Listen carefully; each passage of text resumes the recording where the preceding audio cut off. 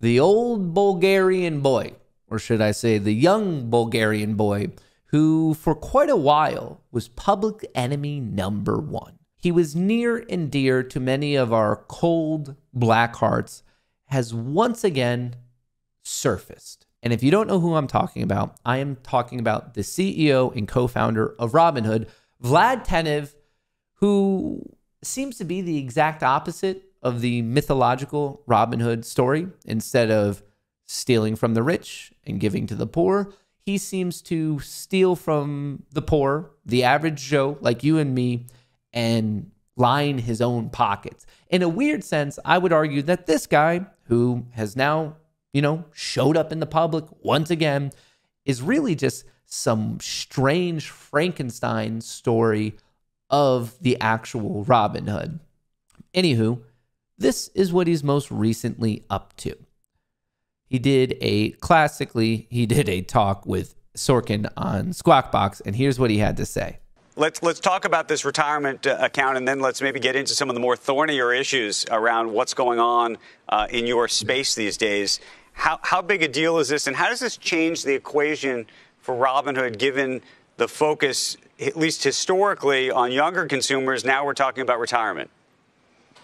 Well, Andrew, the world is changing around us. We've talked a lot about inflation and rising interest rates, but one of the other things that's been changing is the nature of work.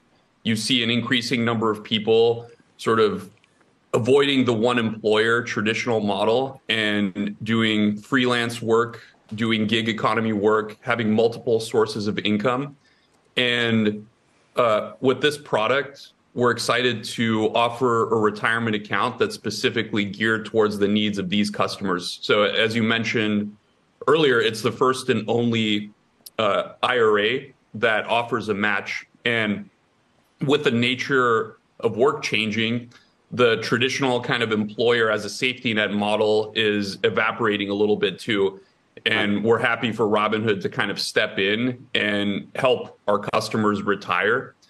And even though, there might be less interest in investing than there was in 2020 and 2021, interest among retirement, particularly among Gen Z and younger people, is really high. And you have each successive generation of consumers interested in retirement at an earlier stage. Right. So there is the second part that we're going to get into. I just wanted to quickly rewind here because I think this is important. At first, you might be thinking, hey, that sounds like a legitimately good offer. Traditional IRA or Roth IRA. Hey, I think everyone should be investing for the retirement.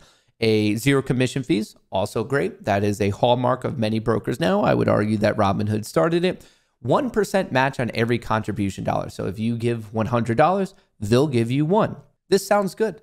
This is a new thing. I personally have not heard of a 1% match on every contribution dollar. And you might be thinking to yourself, okay, good. What are you talking about, Matt? Why are you talking smack on the boy from Bulgaria? What's wrong here? Well, folks, the salesman is not just any run-of-the-mill salesman.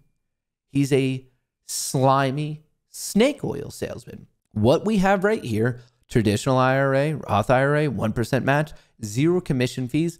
These are all three enticing things.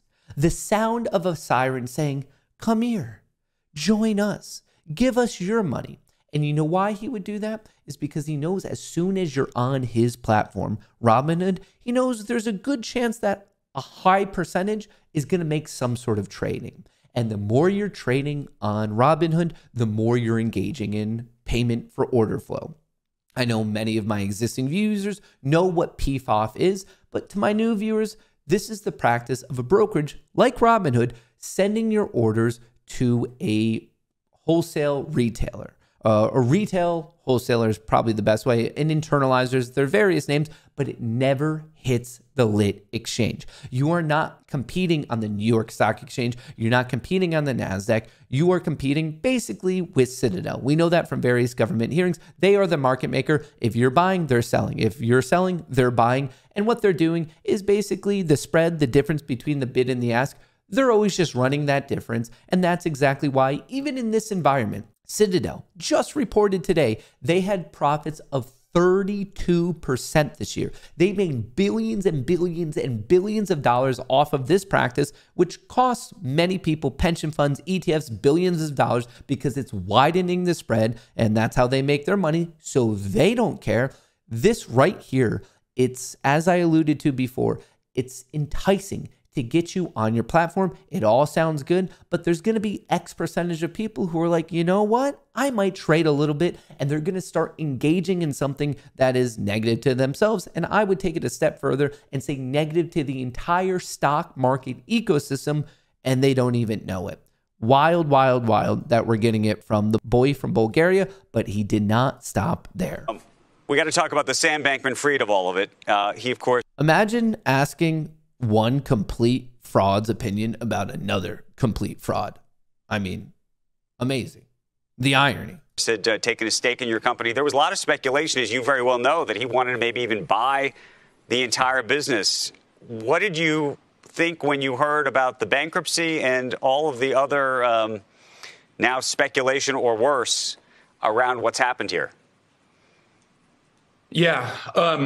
Well, it's a yeah. Found it super big bummer, brother. Like, I heard that news and I just thought, oh, shucks, that's a bummer with a capital B. I think an unfortunate outcome for customers who have their money locked up in FTX and FTX US.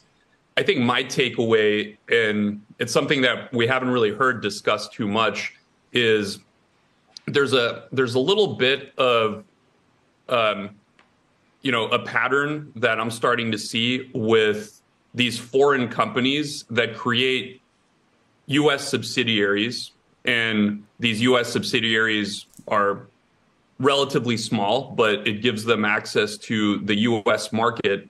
And Robinhood operates a little bit differently than that. We're a U.S. parent company. We obviously have regulated businesses here, but I think companies have been using kind of these foreign home bases, whether they be in the Caribbean, in the case of FTX, or you've got companies in China, and they haven't been sort of scrutinized to the same degree. And I think that's something that regulators should take a look at and make sure that the scrutiny is the same, if not higher, if you're offshore and operating a business right. that has subsidiaries that serve American customers. You just have to appreciate his words when he is running a business that essentially relies on payment for order flow. He gets paid from Citadel, most likely. Other players get paid from Virtu, but this guy gets paid from Citadel. And he's talking about like regulation. The guy who's in charge of our regulations, SEC Chairman Gary Gensler, has gone out of his way multiple times to say that payment for order flow is most likely a conflict of interest. Ridiculous. Literally within the past 24, 48 hours, payment for order flow was banned in Singapore. It's previously been banned in the UK, Australia, and Canada. And then this guy has the balls to be like, I think regulators need to step it up, when our current regulators are saying exactly what you're doing at Robinhood no one should be doing. This is wild. If it doesn't make you laugh, you're going to end up ripping your hair out instead. So you just have to sit back and give it a chuckle. The absolute incredible dialogue we're getting from Sorkin and Robinhood, as if we're just being gaslit, folks. We are just being gaslit of the actual scenario. Hey, I know you have a bunch of thoughts, so please let me know in a comment below.